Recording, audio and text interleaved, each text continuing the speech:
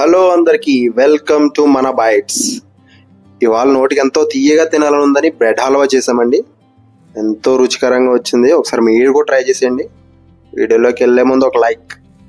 Firstly బ్రెడ్స్ని slices కింద చుట్టూరు ఉన్నది తీసేసి ఇట్లా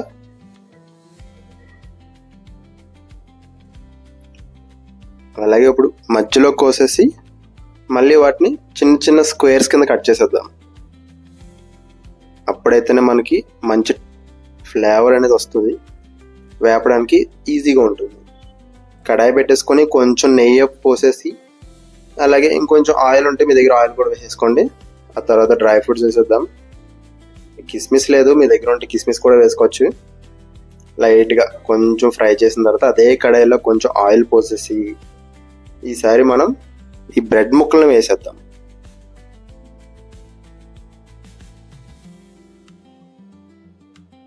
ఆయిల్ వేడెక్కాక బ్రెడ్ ముక్కలు ఇలా వేసేద్దాం.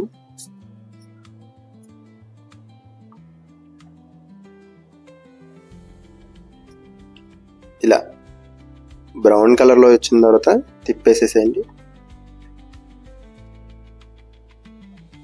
ఇలా తీసి పక్కన పెట్టేసుకోండి. మిగిలినవి కూడా చేసేయండి అలాగే సేమ్ ప్రాసెస్గా. ఇలా పక్కన పెట్టేసుకున్నాక అదే కడాయిలోకి ఒక 250 grams షుగర్ వేసేసి అలాగే సేమ్ 2 cups వాటర్ పోసుకుందాం.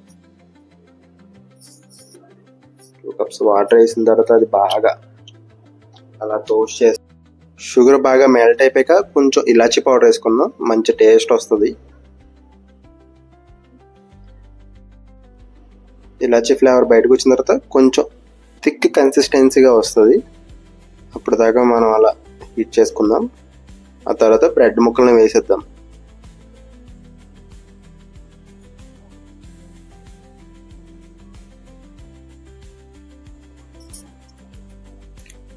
బ్రెడ్ ముక్కలను వేసిన తర్వాత షుగర్ సిరప్ మొత్తం బ్రెడ్కి బాగా పట్టించాలి.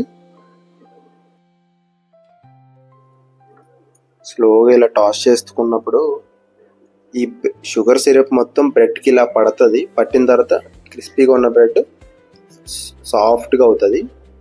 ఇలా సాఫ్ట్గా అయిన తర్వాత షుగర్ సిరప్ కూడా ఎక్కడికో వెళ్ళిపోయినట్టు మామైపోతూ ఉంటుంది. అలా చాయిగా టాస్ చేసుకుంటూ ఇప్పుడు ఒక 1/2 cup మిల్క్ వేసేద్దాం. ఎలాగో మిల్క్ అంటే చాలా మందికి ఇష్టం ఉండదు, ఇష్టం లేని వాళ్ళు స్కిప్ చేసేయచ్చు. మిల్క్ వేసుకొని స్లోగా ఇలా టాస్ చేసుకుని ఇలా మిల్క్ వేసుకున్న తర్వాత మిల్క్ మొత్తం ఇంగిపోవాలి. అప్పుడు బాగా పడుతుంది బ్రెడ్ ముక్కలకి. ఇలా స్లోగా టాస్ చేసుకోవచ్చు.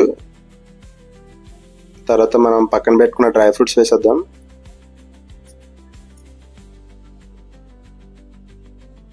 ఇట్లా వేసేసి ఇంకా ఫైనల్ టచ్గా ఒక్కసారి టాస్ చేసేద్దాం.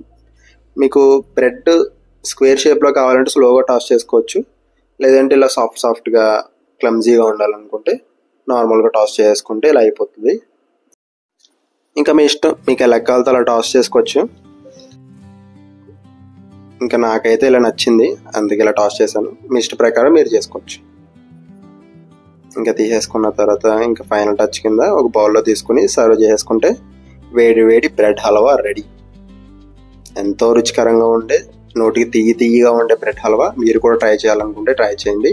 నెక్స్ట్ రెసిపీ ఏం కావాలో కామెంట్ చేయండి. అండ్ అలాగే thanks for watching. Please subscribe to మన బైట్స్.